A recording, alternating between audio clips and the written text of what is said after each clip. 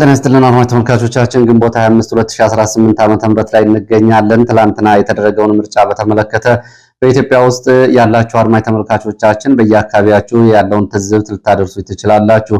በርካቶቻችሁ በዚህ ጉዳይ ላይ ጥቆማና ትዝብቶችን አድርሳችሁኛል። ካደረሳችሁኝ መካከል ወደ ምርጫ ጣቢያ የሄዱ ሴቶች የተወካዮች ምክር ቤት የምርጫ ቅጽ አልቋል፣ የክልል ምክር ቤት ቅጽ ብቻ ተጠቀሙ መባላቸውን፣ በሌላ በኩል ደግሞ የተወካዮች ምክር ቤት መምረጫ ቅጾችን ሚሊሻዎች በብዛት ስለወሰዷቸው እነሱ አልቀውብናል የሚል ምላሽ መሰጠቱን የሚገልጹ ጥቆማዎችን ጨምሮ በተለያዩ አካባቢዎች በተለይ በአማራ ክልል በነበረው ጦርነትና ውጊያ ምክንያት ብዙ ቦታዎች ላይ ምርጫ አለመደረጉንና ምርጫዎችም ቀደም ብለው መከናወናቸውን የሚገልጹ ጥቆማዎችን ከደብረ ማርቆስና ከአካባቢው በብዛት አድርሳችሁኛል። በእጅጉ አመሰግናለሁ። እንደዚሁም ደግሞ በአዲስ አበባ በጉራጌ አካባቢና በተለያዩ አካባቢዎችም ያለውን ምርጫ ሁኔታ በተመለከተም የተለያዩ ምልከታዎችና ትዝብቶችን ጥቆማዎችን አድርሳችኋል። በእጅጉ አመሰግናለሁ። ጠቅለል ሲል በአማራ ክልል ትላንትና የነበረው ምርጫ በተመለከተ ትላንትና የነበሩ መረጃዎቻችን አድማጭ ተመልካቾች ወደ ኋላ ሄዳችሁ ልታደምጧቸው ትችላላችሁ።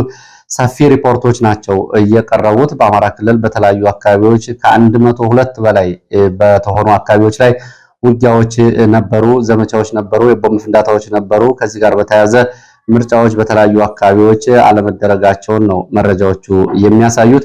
ቀደም ብሎ ምርጫዎች መደረጋቸውንም ከዚህ በፊት የወጡ መረጃዎች ነበሩ። እነሱንም ዓለም አቀፍ ሚዲያዎች ጭምር እየተቀባበሏቸው ነው የሚገኙት። ከምርጫ ጋር ያሉ መረጃዎችን በተመለከተ አሁንም ያስኳቸው መረጃዎች አሉ። ወደ እነሱ መረጃዎች ከመሄዴ በፊት ግን አንድ ነጥብ መነሳት ያለበት ጉዳይ አለ።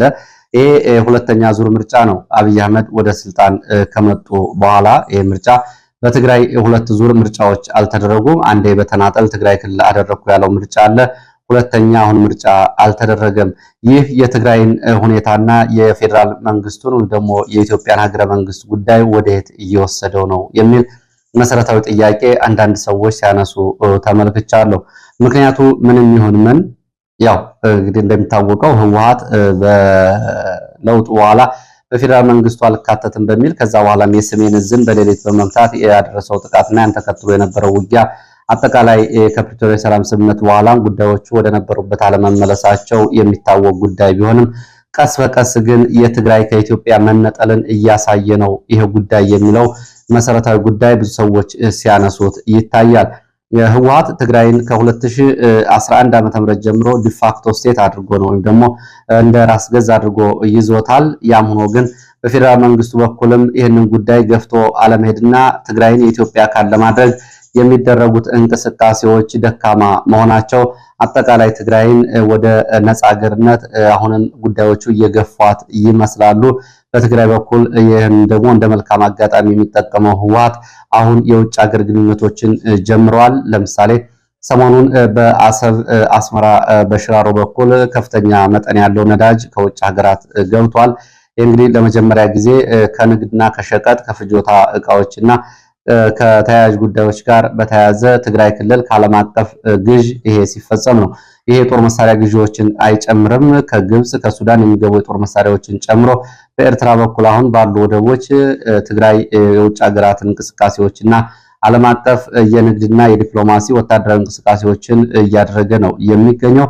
ይሄ ጉዳይ ትግራይን ከኢትዮጵያ የነጠለ ጉዳይ ነው ወይ የሚለው በምርጫው ጋር በተያያዘ ብዙ ሰዎች ሲያነሱት ታይቷል። ይሄ ምን ትርጉም አለው የሚለውን በተመለከተ እስኪ ከተመለከትኳቸው አስተያየቶች መካከል የተወሰኑትን ወደ እናንተ ላድረስ። በሙሉ አንድ ክልል በፌዴራል ደረጃ ሳይወከል የሚወጡ ህጎች፣ የሚጸድቁ በጀቶችና ህጋዊነታቸው ጥያቄ ውስጥ ይወድቃል። ይህም የሀገሪቱን መንግስት አንድነት እየሸረሸረ ይሆናል። ባለፉት ዓመታት እንግዲህ የትግራይ ተወካዮች በምክር ቤት የሉም። ምክንያቱ ግልጽ ነው። አድማጭ ተመልካቾች እዚህ ጋር ምክንያት ማንሳት አያስፈልግም። ምክንያቱ ከተወካዮች ምክር ቤት ከፌዴሬሽን ምክር ቤት እንዲሁም ደግሞ ከኢትዮጵያ የፌዴራል መንግስት አወቃቀርና ካለው አጠቃላይ የሀገሪቱ መዋቅር ከጸጥታ፣ ከደህንነት፣ ከመከላከያ እንዲወጡ ያደረጋቸው ህወሓት ነው የትግራይ ተወላጆችን። ይሄ ጉዳይ መቀጠሉ ግን ወደየት እየሄደ ነው የሚለውን ጉዳይ ነው መሰረታዊ ጉዳዩ። ክልሉ ከፌዴራል ማዕከሉ መንግስት ጋር ያለው ተቋማዊ ግንኙነት መቋረጥ ከጦርነት በኋላ ለሚያስፈልገው መልሶ ግንባታና የፌዴራል በጀት ድጋፎችን እንደዚሁ የመደራደር አቅምንና ውስጣዊ ግንኙነቶችን እና የፕሪቶሪያ ሰላም ስምምነት አተገባበር ላይ የታየው ሰፊ ልዩነት ትግራይ ወደ ሌላ ሀገርነት እየወሰደ እንደሆነ የሚያሳዩ ጉዳዮች ናቸው። እንግዲህ ትላንትና ምርጫ ለመደረጉን ተከትሎ ከዚህ ጋር በተያያዘ የትግራይ ህዝብ ማን ነው ተጎጂው የሚለው ላይ የትግራይ ህዝብ የሚደርስበት ጉዳት በውል ይታወቃል። ከኢትዮጵያ መንግስት አንጻርም የረጅም ጊዜ ሰላምና መረጋጋት እንዳይኖር ያደርጋል የሚለውም የብዙዎቹ አስተያየት ነው። ዓለም አቀፍ ሚዲያዎች ጭምር ይህን ጉዳይ ትላንትና ሲያነሱት ነበረ። ገዢው ብልጽግና በምርጫው ተቃውሞ ሊገጥመው የሚችልበት አንደኛው ክልል ትግራይ ክልል መሆኑ ይታወቃል። ይህንን ክልል ሳያካትት 2 ዙር ምርጫ ይዞ እና አብላጫ ድምፅ አገኘው ተመረጥኩ ብሎ መቀጠሉ አሁንም በኢትዮጵያ ውስጥ ባለው የሀገረ መንግስት አንድነትና ውስጣዊ የመንግስት ግንኙነት ላይ ምን አደጋ ይኖረዋል? የውጭና የኢትዮጵያ ታሪካዊ ጠላቶች የሚባሉት ኃይሎች እጃቸውን እንዲያስገቡ በዚህ በኩል ያለው እድል ምን ያክል ሰፊ እንደሆነ ተገምቷል፣ ታይቷል የሚለው አብሮ ሊነሳ የሚገባው ጉዳይ ነው። እንደ ክልል ከፖለቲካ ስርዓት ውጭ አድርጎ መጓዝ ለረጅም ጊዜ ሊቀጥል አይችልም። ህወሓት በዚህ ሁኔታ ሊቀጥል አይችልም። በጀት ከፌዴራል እያገኘ እንዲሁም ደግሞ ራሱ ደግሞ የውጭና የዓለም አቀፍ ወታደራዊ የንግድ ዲፕሎማሲዎችን እየሰራ ሊቀጥል አይችልም ወይ በአንድ ጊዜ ወደ ሀገርነት ይለወጣል። ካልሆነም ደግሞ ይሄ መገለል በአስቸኳይ ካልተቀረፈ ወደ ሌላ እርምጃ ሊኬድ ይችላል። ይሄ ቀውስ እንግዲህ ለሀገሪቱና ለፌዴሬሽኑ አጠቃላይ የሀገሪቱ የፌዴሬሽን አወቃቀር የሚባሉት ክልሎች ላይ ምን አይነት አንድምታ ይኖረዋል የሚል መሰረታዊ የፖለቲካ እይታ ጥያቄ ሊነሳ ይችላል። ይህ እንግዲህ በሁለት ዙር ያለ ትግራይ ምክር ቤት ተወካዮች ሳይኖሩት የተደረገው ምርጫ ምን አይነት የኢትዮጵያ የፌዴራል አወቃቀር አስተዳደር ይኖረዋል በሚለውና በኢትዮጵያ ሀገረ መንግስትና እንዲሁም ደግሞ በትግራይ የኢትዮጵያ አካል ሆኖ ወይም ደግሞ ትግራይ ከኢትዮጵያ ውጭ ሆኖ የመቀጠልን ጉዳይ የሚያሳይ ነው። ለማንኛውም በዚህ እንግዲህ በተመለከተ የጊዜያዊ ቀውሱ ቀርቶ ወደ ጨርሶ መፈራረስ ሊያመራ እንደሚችል ነው ባለሙያዎችም አስተያየቶችም እየወጡ ያሉት። በዚህ በኩል ያለው ጉዳይ ምን ይሆናል? የፖለቲካ፣ የአስተዳደር፣ የፌዴራሊዝም፣ የህግና ተዛማጅ ባለሙያ የሆናችሁ አድማጭ ተመልካቾች አስተያየት ልሰጡበት ትችላላችሁ። ከዚህ ቀጥሎ ወደ መረጃዎች ነው የሚሄደው። ወደ መረጃዎች ሲሄድ ወደ ጉራጌ ዞን የሚወስደን የምርጫ መረጃ ነው የማደርሰው። በጉራጌ ዞን የሚንቀሳቀሰው የጎጎት ፓርቲ ቅሬታ አቅርቧል። በትናንትና ጀምሮ በርካታ ቅሬታዎችን አቅርቧል። የምርጫ ታዛቢዎች በወታደሮች ተደብድበው ከምርጫ ጣቢያ እንዲወጡ ተደርገዋል የሚለውን ጨምሮ የተለያዩ ጉድለቶች በምርጫው ላይ ተስተውለዋል የሚል ክሶችን አንስቷል። ድምፅ አቆጣጠር ግልጽነት የተጓደለበት ነው። ድምፅ ታዛቢዎች ፊት ሳይቆጠር ነገ ጠዋት ይቆጠራል በሚል ታዛቢዎች እንዲባረሩና የተበላሹ ወረቀቶች የመለየት መብታቸውና ቆጠራውን ቁጭ ብለው እንዳይታዘቡ መደረጉ ይሄ ማጭበርበር ነው ብሏል። እንዲሁም ደግሞ መራጮች ቀደም ብለው በአንድ ለሶስት አደረጃጀት ተጠርንፈው ስለነበረ በቀበሌዎች ንፍሮ ተቀቅሎ ጥላ ተይዞ ቃለ መሐላ እንዲፈጽሙ ተደርጎ ወደ ምርጫ መወሰዳቸውና ሚሊሻዎች በእያንዳንዱ ምርጫ ጣቢያ ላይ መራጮች ላይ ህገወጥ ቅስቀሳና ስነልቦናዊ ጫና ምልክቶችንና ማስፈራሪያዎችን ሲያደርጉ እንደነበር ገልጿል። በታዛቢዎች ላይ የተጣለው እገዳም እንደዚሁ እጩዎችና ተዘዋዋሪ ታዛቢዎች ትራንስፖርት እንቅስቃሴ ተገድቦ ምግብ እንዳይደርሳቸው መደረጉ፣ ታዛቢዎች በሽምግልናና በማስፈራራት ከሂደቱ እንዲገለሉ መደረጋቸውን ጎጎት ገልጿል። በተጨማሪ የፖለቲካ ቅስቀሳ ማድረግ ባለመቻሉ ምርጫ እንዲራዘምባቸው የተጠየቁባቸው አንዳንድ አካባቢዎች ከቀኑ 6 ሰዓት ጀምሮ እንደገና ምርጫው እንዲቀጥል መደረጉንና አንዳንድ ቦታዎች ደግሞ ሙሉ በሙሉ መቋረጡን፣ እነዚህ ተደራራቢ ጥሰቶች ምርጫው ታማኝና ተቀባይነት የሌለው መሆኑና በሙሉ ምርጫውን አደጋ ላይ እየጣለ ነው፣ ውጤቱም በታዛቢዎችም በተፎካካሪዎች ዘንድ ተቀባይነት የሌለው ያደርገዋል ብሏል። ጎጎት በኢትዮጵያ በጉራጌ ክልል በጉራጌ ዞን የሚንቀሳቀስ የጉራጌ ተወካይ የፖለቲካ አደረጃጀት ነው። እሱ ይህንን ብሏል። የምርጫ ነክ መረጃዎችን ሳቀርብ አብይ አህመድ እንግዲህ ትላንትና መሻሹን የሚገርም ህዝብ ነው ብሎ ያው ቀደም ብሎ እንግዲህ ከሁሉም በፊት አቅጣጫ ሰጥቷል። ምርጫ ተደርጓል፣ ምርጫ በሰላም ተከናውኗል የሚለውን እሱን ጨምሮ የተለያዩ ጉዳዮች በምርጫው ላይ ያነሷቸውን መካከል ትላንትና በኢትዮጵያ የተደረገውን ምርጫ በተመለከተ ከዓለም አቀፍ ሚዲያዎች እስከ ሀገር ውስጥ መገናኛ ብዙሃን እንዲሁም ደግሞ የመንግስት ባለስልጣናትና የተለያዩ አካላት አስተያየት መስጠታቸው ቀጥለዋል። ትላንትና በአማራ ክልል የተደረገውን ምርጫ በተመለከተ በሁለቱም የትላንት ዘገባዎች ላይ አድማጭ ተመልካቾች ወደ ኋላ ሄዳችሁ እንድትመለከቷቸው በድጋሚ ጋብዛለሁ። ከሰዓት በፊትና ከሰዓት በኋላ በነበሩ ዘገባዎች ከ102 በላይ በሆኑ አካባቢዎች ውጊያዎች ሲደረጉ ስለዋሉ በሁሉም የዞን በተለይ በአራቱ የዞን ከተሞች ደብረታቦር፣ ወልዲያ፣ ፍኖተ ሰላምና ደብረ ማርቆስን ጨምሮ ያለው አጠቃላይ ሁኔታ ዝርዝር መረጃዎችን ታገኙበታላችሁ። በአማራ ክልል ብዙ ቦታዎች ምርጫ የተደረገው ቀደም ብሎ ግንቦት 23 እና ግንቦት 22 መሆኑንም እንደዚሁ ቀደም ብሎ በወጡ መረጃዎች ተረጋግጧል። እንግዲህ ምርጫው ትላንትና ለይስሙላ ነው በአንዳንድ ቦታዎች ሊደረግ ታስቦ የነበረው። እሱም ከባድ ውጊያዎችና እንደዚሁም ደግሞ ጥቃቶች መምጣታቸውን ተከትሎ ብዙ ቦታዎች ተቋርጧል፣ የዞን ከተሞችን ጨምሮ። ምርጫ ቦርድ እስከ ሌሊቱ 7 ሰዓት ድረስ ምርጫው እንዲቀጥል አድርጋለሁ ብሏል። በአዲስ አበባና በተለያዩ አካባቢዎች የኦሮሞ ፖለቲከኞችና ወታደራዊ አዛዦች ትላንቱን ምርጫ በተመለከተ አስተያየቶች ሰጥተዋል። ከነዚህ መካከል ከማል ገልቹ ምርጫው ምርጫ አይደለም፣ ምርጫ ተብሎ በኢትዮጵያ ውስጥ የሚደረገው ምርጫ ውጤቱ የታወቀ ነው። ውጤቱ በኢትዮጵያ ውስጥ ሁሌም ቤተመንግስት ያለው አካል ያሸንፋል። ይህንን የሚያረጋግጥ ነው። ህዝብ አማራጭ አጥቷል። ህዝብ ተማሯል። ህዝብ የሚጠጋበት አጥቷል። አሁንም የሚተኩሱት ኋላ ቤተመንግስት ቢገቡ ህዝብ የተለየ ጣፈንታ የለውም። ህዝብ በሰላማዊ መንገድ የሚያስገድድበት አቅም እስከሌለው ድረስ በኢትዮጵያ ውስጥ ምርጫ ብሎ መድከም ከንቱ ድካም ነው ሲል አስተያየቱን ሰጥቷል። ጀዋር መሐመድ ደግሞ በተለያዩ አካባቢዎች ምርጫዎች በተመለከተ ካድሬዎች የምርጫ ኮረጆዎችን ሲሞሉ፣ ሚሊሻዎች የምርጫ ኮረጆዎችን እንደዚሁ ሲሞሉ የሚያሳዩ ቪዲዮዎችን በማጋራት ምርጫ ቦርድ ቡርጅ ተብሎ የሚጠራው አካባቢ ምርጫ ውጤት እንዲሰርዝ አስተዋጽኦ ሲያደርጉ ከታዩት የኦሮሞ ፖለቲከኞች መካከል አንዱ ነው። በሌላው በኩል በኢትዮጵያ ምርጫ ተብሎ እየወጣ ያለውን ገንዘብ ለሌላ ስራ ቢውል በሚል በርካታ ዜጎችም አስተያየታቸውን እየሰጡ ይገኛሉ። ዓለም አቀፍ ሚዲያዎች ብዙዎቹ ከፊተኛው ዘገባዎቻቸው ጋር በማያያዝ ትላንትና አብይ አህመድ ያደረገው ምርጫ ቀድሞ የሚያውቀውና አብይ አህመድ ቀድሞ ያሸነፈበት ምርጫ ነው ሲሉ ድምዳሜያቸውን ሰጥተዋል። የመንግስት ኮሚኒኬሽን እንደዚሁ ምስጋና አቀርባለሁ ብሏል። ያው የሚጠበቅ ነው። አዲስ አበባ ፖሊስ እንደዚሁ በአዲስ አበባ ምርጫው በሰላም ተከናውኗል ብሏል። አዲስ አበባ አካባቢ ምርጫውን በተመለከተ ከወጡ መረጃዎች መካከል በአዲስ አበባና በአዲስ አበባ ዙሪያ 2 ጊዜ ምርጫ ያደረጉ ሰዎች ስለመኖራቸው የወጡ መረጃዎች ገልጸዋል። በአዲስ አበባ ዙሪያ የነበሩ ሰዎች በሽመልስ አብዲሳ ቀጠና ሸገር በሚባሉት እና የአዲስ አበባ ዙሪያ ባሉ አካባቢዎች ጠዋት ምርጫ ከመረጡ በኋላ አመሻሹን ደግሞ ወደ አዲስ አበባ መጥተው በአዲስ አበባ ምርጫ አድርገዋል። እንግዲህ አንድ ሰው በአዲስ አበባና በአዲስ አበባ ዙሪያ 2 ጊዜ ምርጫ ስለመምረጡ የወጡ መረጃዎች ያሳያሉ። ይህ የሆነው ቀደም ብሎ የምርጫ ካርድ በሁለቱም አካባቢዎች እነዚህ ሰዎች ታድሏቸው ወይም ደግሞ ተሰጥቷቸው ስለነበረ ነው።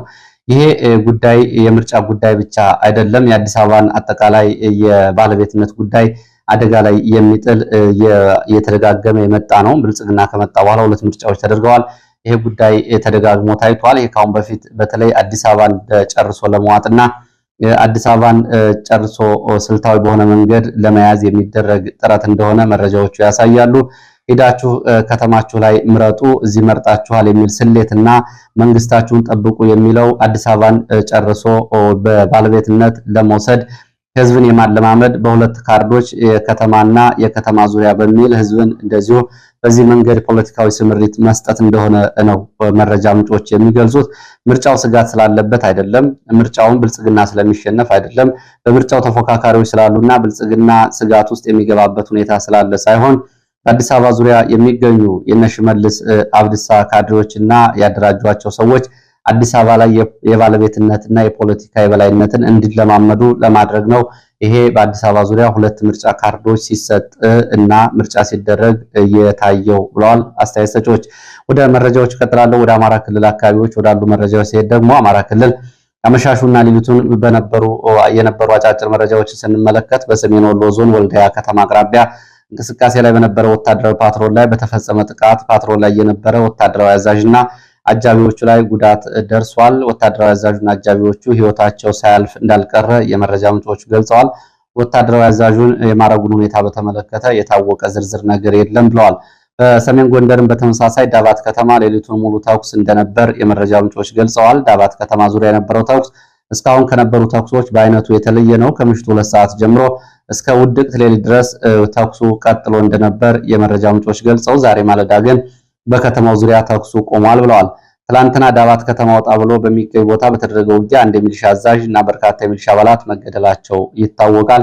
የሌሊት ተኩስ ከዚህ ጋር የተያያዘ ይሁን ወይስ ደግሞ አይሆን የታወቀ ነገር የለም። በአማራ ክልል በ4 ዞኖችን ጨምሮ ከ102 በላይ በሚደርሱ አካባቢዎች ትላንትና ውጊያዎች ተደርገዋል። በእነዚህ ውጊያዎች እንግዲህ የደረሰ ሰብአዊ ቁሳዊ ጉዳት ገና እየተጣራ ነው የሚገኘው። በእብናት ትናንትና በነበረ ውጊያ የመከላከያ አባላት በተገኘ መረጃ የ4 የዲሽቃ ምድብተኞችን ጨምሮ 5 የእግረኛ ሰራዊት አባላት ጉዳት ደርሶባቸው ህይወታቸው አልፏል። ሌሎቹ ደግሞ ወደ 15 የሚደርሱት በእብናትና በደብረታቦር ሆስፒታል ሕክምና ላይ መሆናቸውን የመረጃ ምንጮች ገልጸዋል። ሰሜን ጎንደር በተመሳሳይ ዳባት ቀጠና ከላይ በዳባት ከተማ ዙሪያ ከነበረው ውጊያ ባሻገር በዳባት ገጠራማ አካባቢዎች ደቋ ተብሎ በሚጠራ ቦታ የሰላም አስከባሪ መሪና የሚሊሻ ጽሕፈት ቤት ኃላፊ እንደዚሁ በነበረው ውጊያ ስለመገደላቸው የፋኖ የመረጃ ምንጮች ገልጸዋል። በተያያዘ ዜና በዚሁ በሰሜን ጎንደር ቀጠናዎች በየዳ፣ ረን፣ በስቂያ፣ በተል፣ ሰገት፣ ጠዘል ተብሎ በሚጠሩ አካባቢዎች በተደረገው ውጊያ እንደዚሁ ጉዳት ደርሷል። በእነዚህ አካባቢዎች ከምርጫ ጋር ስምሪት በተሰጣቸው ሚሊሻ መከላከያ አድማ ብተና ጋር ውጊያዎች ተደርገዋል። ምርጫዎች እንዲቋረጡ ስለመደረጋቸው ከፋኖ የወጡ መረጃዎች ያሳያሉ። ዝንጀሮ አማጋ በአንበራ ግንባርም እንደዚሁ በወታደራዊ ካምፖችና በሚሊሻ ጣቢያዎች ላይ ጥቃቶች ተፈጽመዋል። በዚሁ በአምባ ጊዮርጊስ አካባቢም ትናንትና በነበረው ውጊያ ቢያንስ 6 የሚደርሱ የሚሊሻና የመከላከያ አባላት ጉዳት ሲደርስባቸው 8 የሚደርሱ ደግሞ እንደዚሁ ከባድ የአካል ጉዳት ደርሶባቸዋል። ሞትና የአካል ጉዳት ነው በአጠቃላይ ወደ 14 ይደርሳል። በአጠቃላይ በዚህ በሰሜን ጎንደር ቀጠና ትላንት ያልሸፈናቸውን አካባቢዎች ስንመለከት ፈንድቃ፣ ዛሪማ፣ አንበራ፣ ወቅን፣ ዝንጀሮ አማጋ፣ ደቋ፣ ተከዜ፣ እርን፣ በትል፣ ሰገት፣ ጠዘል፣ በስቂያ፣ አምባ ጊዮርጊስ፣ ገደብዬ፣ ወርቀ ደሞና ዳባት አካባቢዎች ውጊያዎች ሲደረጉ እንደነበር የወጡ መረጃዎች ያሳያሉ። በወሎ ቀጠና ትናንትና በዝርዝር ካልሸፈናቸው የሰሜን ወሎ፣ የወልዲያ፣ የላስታ፣ የራያ ቆቦና አካባቢው ባሻገር በእነዚህ ቀጠናዎች ትላንትና በተለይ በደጋማው የወሎ አካባቢዎች በተደረጉ ውጊያዎች ጉዳቶች ደርሰዋል። ከፋኖ የተገኘው መረጃ እንደሚያሳየው በወሎ ግንባር ከፍተኛ ውጊያ መደረጉና ምርጫ ጣቢያዎች ጭምር መዘጋታቸውን የአማራ ፋኖ የቀጠናው አስተባባሪዎች ገልጸዋል። በኢትዮጵያ ትላንትና ምርጫ ይደረጋል። ከዚህ ጋር በተያያዘ በፋኖ እና በመከላከያ በአድማ ብተናና በሚሊሻ ጨምሮ ውጊያዎች ሲደረጉ ውለዋል። በዚህ መሰረት እንግዲህ በተለይ በመቄት፣ ደላንታ፣ ዳውንት፣ ጋዞ፣ ዋርላ ወረዳዎች በጋራና በተናጠል በተደረጉ ውጊያዎች በመከላከያ እና በብልጽግና የአካባቢ ባለስልጣናት ላይ ጉዳት ደርሷል። በንብረት ላይ ውድመት መድረሱን መረጃዎቹ ይገልጻሉ። በጥቃቶቹ በርካታ ቁጥር ያላቸው ወታደሮች ጉዳት ሲደርስባቸው በርካታ የጦር መሳሪያዎችና ተተኳሾች ስለመማረካቸው የመረጃ ምንጮቹ ገልጸዋል። ከምርጫ ሂደት ጋር በተያያዘ በመቄት ወረዳ ከነበሩ 79 የምርጫ ጣቢያዎች ውስጥ 78ቱ ምርጫ አልተደረገም በፋኖ መያዛቸው፣ ቀሪው አንድ ጣቢያ ደግሞ እንደዚሁ ወቅቱን ጠብቆ አልተከፈተም ተብሏል። ይህ ከከተማ ውጭ ባለው ነው። በተመሳሳይ በዳውንት፣ ደላንታ፣ ጋዞ፣ ዋርላ ወረዳዎችም ውስጥ የምርጫ ጣቢያዎች ሙሉ በሙሉ በሚባል ደረጃ መንቀሳቀስ እንዳልቻሉና በነበሩ ውጊያዎችና የፋኖ እንቅስቃሴዎች የምርጫ ቁሳቁሶች መውደማቸውን ጨምሮ የወጡ መረጃዎች ያሳያሉ። በዚህ በኩል እንግዲህ ቤትና ሱቆቻቸውን ዘግተው ለምርጫ እንዲወጡ የተደረጉ ሰዎች ቢኖሩም በነበረው ውጊያ ምክንያት ሰዎች አብዛኞቹ በቤት ውስጥ መዋላቸውን መረጃዎች ይገልጻሉ። ትላንትና ካልሸፈናቸው የጎጃም ቀጠናዎች መካከል ደግሞ በመረጃ ፍኖተ ሰላም ከጧት ጀምሮ አመሻሹንም ውጊያ ሲደረግ አምሽቷል። ከዛ ቀደም ብሎ በደብረ ማርቆስ ቀጠና ሰከላ፣ እንዲሁም ደግሞ በአዲስ ቅዳም ዳንግላና አካባቢውን ጨምሮ በተለያዩ አካባቢዎች ውጊያዎች ሲደረጉ ነበር። በምዕራብ ጎጃም ዞን ዋና ከተማ ፍኖተ ሰላም ከፍተኛ ውጊያ እንደነበር የመረጃ ምንጮች ገልጸዋል። በፋኖና በመከላከያ መካከል ከባድ የጨበጣና የግንባር ውጊያዎች ተደርገዋል። በዚህም በተለይ በፋኖ በከተማው ነዋሪዎች በግዳጅ ወጥተው ለፕሮፓጋንዳ ሲባል ለምርጫ እንዲሰለፉ የማድረጉንና የመንግስት ሚሊሻዎች አስገዳጅ እንቅስቃሴን ከሁለት አቅጣጫ በሰነዘረው ጥቃት ማክሸፉን ነው ፋኖ ያሳወቀው። ማለዳ ላይ ጀምሮ እስከ ሰዓት በኋላ ድረስ በቀጠለው በዚህ ውጊያ ቢያንስ 25 የሚደርሱ የሚሊሻ የአድማ ብተናና የመከላከያ አባላት ጉዳት እንደደረሰባቸው፣ በርካታ ቁስለኞች መኖራቸውን፣ መሳሪያዎች መማረካቸውን የፋኖ ህዝቡነት የአካባቢው መረጃውን አጠናቅሯል። የከተማው ህዝብንም በማስገደድ ድምፅ ለማሰጠት ፈቃደኛ አለመሆኑና ለምርጫው እውቅና እንዳልሰጠም እንደዚሁ የመግለጫ ጨምሮ ገልጿል። በፍኖተ ሰላም በሁለት አቅጣጫዎች ውጊያዎች ተደርገዋል። አመሻሹን በርካታ የአካባቢው ባለስልጣናትና የመከላከያ አድማ ብተና የጸጥታ ኃይሎች ወደ ሆስፒታል አካባቢ አፈግፍገው እንደነበረም የወጡ መረጃዎች ይገልጻሉ። በአርሲ ቀጠና በክርስቲያኖች ላይ እንደገና ግድያው ቀጥሏል። አሳዛኝ ግድያ ነው ትላንትና እየተፈጸመው ሌሊቱን። በዚህ በምስራቅ አርሲ ሀገረ ስብከት 10 የኦርቶዶክስ እምነት ተከታዮች በአሰቃቂ ሁኔታ ተጨፍጭፈዋል። ይህንን በተመለከተ በምስራቅ አርሲ ሀገረ ስብከት ከ10 በላይ የኦርቶዶክስ እምነት ተከታዮች ተጨፍጭፈዋል። የ101 ዕድሜ ያላቸው የቅዱስ ጊዮርጊስ ቤተክርስቲያን ሙሉ በሙሉ በቃጠሎ ወድሟል። የመድኃኔዓለም ቤተክርስቲያን ላይም ዘረፋን ተፈጽሞበታል። ምዕመናን ጽላቱን ይዘው ተሰደዋል። መኖሪያ ቤቶች በእሳት ተቃጥለዋል ተብሏል። ከግንቦት 23 እስከ ግንቦት 24 ሌሊቱን በምስራቅ አርሲ ሀገረ ስብከት አሰኮ ወረዳ ጣልታ ጨፋ ቀበሌና ካራ ኩፌቴ በሚባሉ አካባቢዎች በኦርቶዶክሶች ላይ ያነጣጠረ የታጣቂዎች ጥቃት ተፈጽሟል። በአሰኮ ወረዳ ጠላታ ጨፋ ቀበሌ ብቻ በታጣቂ ኃይሎች ተፈጸመው የሰብአዊነት የጎደለውን ጥቃት በተመለከተ 10 በላይ የኦርቶዶክስ እምነት ተከታዮች በአሰቃቂ ሁኔታ መጨፍጨፋቸው ሲገለጽ 101 ዓመታት ዕድሜ ያስቆጠረው የጠላት ጨፋ ቅዱስ ጊዮርጊስ ቤተክርስቲያን ሙሉ በሙሉ ወድሟል፣ ተቃጥሏል። በተመሳሳይ በጥቃት በካራ ኩፍቴና አካባቢው መድኃኔዓለም ቤተክርስቲያን ላይ ጥቃት የተሰነዘረ ሲሆን የቤተክርስቲያን ንብረት የሆኑ ቁሳቁሶች መቃጠላቸው ታውቋል። ምዕመናን ቅድስት ጽላትና ሌሎች ውድ የሆኑ የከበሩ የቤተክርስቲያን ቁሳቁሶችን ይዘው መሸሻቸው ነው የታወቀው። በምስራቅ አርሲ ሀገረ ስብከት ሽርካ ወረዳ ሁለት ወጣቶች ላይ እንደዚሁ ዘግናኝ ግድያ ተፈጽሟል። ድርጊቱ የተፈጸመው ሜታ ዋጂ ቀበሌ ሲሆን ታጣቂዎቹ ግንቦት 23 ወደ ወጣቶቹ መኖሪያ ቤት በመግባት ወጣቶቹን ከያዙ በኋላ ሜታ ጋዶ ተብሎ ወደሚጠራ ቦታ ወስደው አንደኛውን በስለት አርደው በአሰቃቂ ሁኔታ ገድለዋል። ሁለተኛውን ደግሞ በጥይት በመምታት በጭካኔ ህይወቱ እንዲጠፋ አድርገዋል ነው የተባለው። ህይወታቸውን ያጡ እነዚህ ወጣቶች ስርዓተ ቀብራቸው ግንቦት 24 በትናንትናው ቀን በጋዶ ማህደረ ስብሐት ቅድስት ማርያም ቤተክርስቲያን ቤተሰቦቻቸውና ምዕመናን የኦርቶዶክስ እምነት ተከታዮች በተገኙበት ተፈጽሟል። በምስራቅ አርሲ ሀገረ ስብከት በአገልጋዮችና ምዕመናን ላይ በተደጋጋሚ ጥቃት እንደሚፈጸም ከዚህ በፊት በወጡ መረጃዎች በተደጋጋሚ ተዘግቧል። አሁንም ጥቃቱ ተጠናክሮ መቀጠሉን ነው የኢትዮጵያ ኦርቶዶክስ ተዋሕዶ ቤተክርስቲያን የሚዲያ ተቋማት ዘገባዎች የሚያሳዩት። ወደ ትግራይ የሚወስደን መረጃ አስከትላለሁ። ወደ ትግራይ ስንሄድ ደግሞ ሳልሳይ ወያኔ መግለጫ አውጥቷል። መግለጫውን ባጭሩ ስንመለከተው በትግራይ ህዝብ ላይ የሚፈጸመው በደልና በወጣቶች ላይ የሚፈጸመው ወታደራዊ አፈሳና አስገዳጅ ምልመላን በአስቸኳይ ይቁም ይላል። በትግራይ በተለያዩ አካባቢዎች ያለምንም ሀፍረት በንጹሃን ወጣቶች ላይ እየተፈጸመ ያለው የግዳጅ ምልመላ አፈሳ ተጠናክሮ መቀጠሉን ፓርቲው ገልጿል። በህዝብና በወጣቶች ላይ ከባድ ጭንቀት በመፍጠሩ የወጣቱ ህይወት ለስደት ለአደገኛ ቀውስ ተጋልጦ ይገኛል ሲል ሳልሳይ ወያኔ የትግራይን ሁኔታ ገልጿል። ይህ የወደቀው የህወሓት አመራር እያከናወነ ያለው የጥፋት ጉዞ በአስቸኳይ ሊቆም ይገባል ብሏል። ሳልሳይ ወያኔ ለህልውናና ለሀገር ጥበቃ የሚታገለውን ህዝብ የሚበትን ስለሆነ በጋራ ልንታገለው ይገባል የህወሓትን እኩይ ሴራ ሲል ሳልሳይ ወያኔ ጠይቋል። ሳልሳይ ወያኔ ይህንን አፈሳ ለማስቆም ከዓለም አቀፍ ተቋማት ጋር ከሚዲያዎችና ከሰብአዊ መብት ተሟጋቾች ጋር በመቀናጀት ተጽዕኖ ለመፍጠር እየሰራ እንደሆነም ገልጿል። የትግራይ ህዝብ ከዚህ እኩይ ድርጅት ህወሓት የጀመረውን አፈሳና አስገዳጅ ወታደራዊ ምልመላ በጀመረው እምቢተኝነትና እንቅስቃሴ አጠናክሮ በመቀጠል ለህወሓት ምላሽ ሊሰጥ ይገባል ሲል ጥሪ አቅርቧል። ይህ እንግዲህ ትላንትና የወጣ መግለጫ ነው። ወደ ወለጋ ስንሄድ ደግሞ በወለጋ የተከፈተው ውጊያ 7ኛ ቀኑን ይዞ ቀጥሏል። ራሳቸውን ያደራጁ የአማራ ወጣቶች እንዲሁም ደግሞ በአካባቢ የሚንቀሳቀሰው የኦነግ ሸኔ ኃይል በተለያዩ አካባቢዎች ውጊያዎችን እያደረጉ ነው የሚገኙት ከመከላከያ ከኦሮሞ ጸጥታ ኃይሎች ጋር። በእነዚህም በተለይ ራሳቸውን በአካባቢ ያደራጁ የአማራ ወጣቶች 5 ጣቢያዎችን መቆጣጠራቸውን የመረጃ ምንጮች ገልጸዋል። በወለጋ በተለያዩ ቀጠናዎች የተጀመረውና ከፍተኛ ወታደራዊ እንቅስቃሴ እየታየበት ያለው ውጊያ ዛሬም እንደቀጠለ ነው። ዛሬ 7ኛ ቀኑን ይዞ ቀጥሏል ያሉት የመረጃ ምንጮች ባለፉት 5 ተከታታይ ቀናትም የኦሮሞ ነጻነት ሰራዊት ወይም ደግሞ ኦነግ ሸኔ በተለያዩ አካባቢዎች ሲያካሂዳቸው በነበሩ ውጊያዎች 6 ወረዳዎችን መቆጣጠሩ ይታወቃል። በሌላ በኩል ደግሞ በዚሁ ቀጠና ራሳቸውን እየተከላከሉ የሚገኙ የአማራ ወጣት ፋኖች በተለያዩ አካባቢዎች ከባድ ውጊያ እያደረጉ ይገኛሉ።